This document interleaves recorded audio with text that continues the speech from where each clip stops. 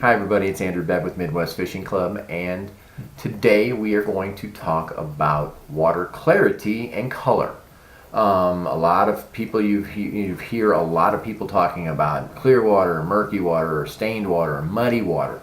These are all things, but do you know how to determine if you're in muddy water or stained water?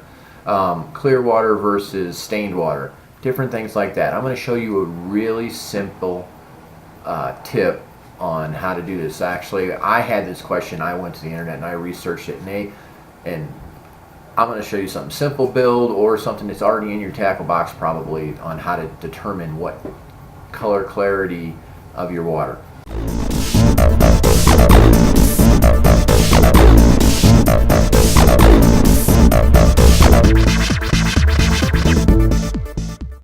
Now, when I did my research, I found out that there was what they call a secchi stick, or a secchi gauge, and it's big and it doesn't fit in your tackle box. So I had to figure out a way that I could do this without bringing out a big thing of gear and doing it. But it's just how far can you see into the water. So we're going to start building this, and I'm going to move the camera around a little bit and show you the tabletop and what we're doing. So hang on. Okay, let's get ready to build. First thing I'm going to do is show you what you need. And I got some white duct tape. I got about 8 foot of twine. I got me a razor blade, tape measure, and a 6-ounce bottom weight. That's all I need for this, instead of the high-powered scientific stuff that they use when they're determining it for real. First thing I'm going to do is I'm actually going to start with my duct tape. I'm just going to put me a strip down right there. Take my razor blade or knife or whatever you want to use. Just cut it off. Okay. First thing I'm going to do is I'm going to cut a slot in the middle of it. Peel it up. I'll take my weight and I'm going to slide that over my weight. This doesn't have to be perfect because all you're doing is trying to get the white color. Just wrinkle it around there. As long as that's white showing to the top, you're in good shape. Now you can use a piece of cardboard, you can use anything that's white, you can use a white jig, you can use anything that's heavy. I just like to keep it on the larger size because the reason I use this is because instead of a regular jig, because I like to use this twine. It wraps up real nice and easy, sets in your tackle box, and you don't get it all tangled up so bad that you can't get it untangled like a fishing line. I used to use fishing line in a jig, but I'd go grab that and I'd spend 10 minutes trying to untangle it. So now after that, now I've got this white. You just want to be able to make sure that this is entirely white. You could paint it white if you wanted to. That's acceptable also. I'm just going to tie a knot.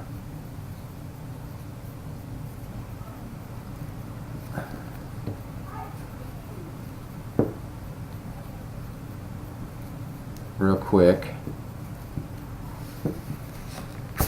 and you've got it. So next thing I'm going to do, get my tape measure out.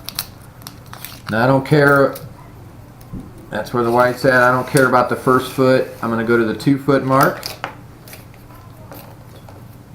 and I'm going to take my Sharpie and I'm going to mark it. I'll mark it in better later, but I'm going to mark it at 2 feet. And then I'm going to go and mark it up another 2 feet.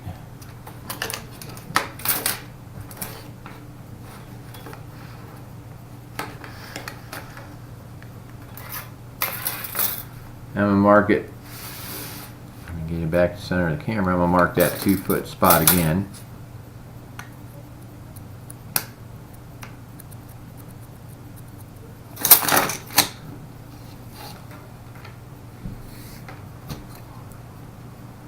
One more time.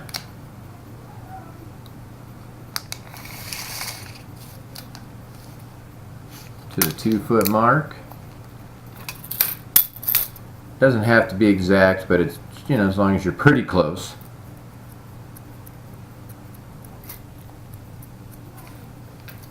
And just for good measures, one last time.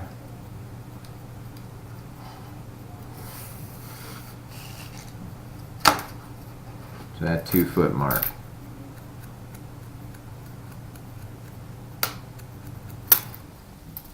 All right. Basically,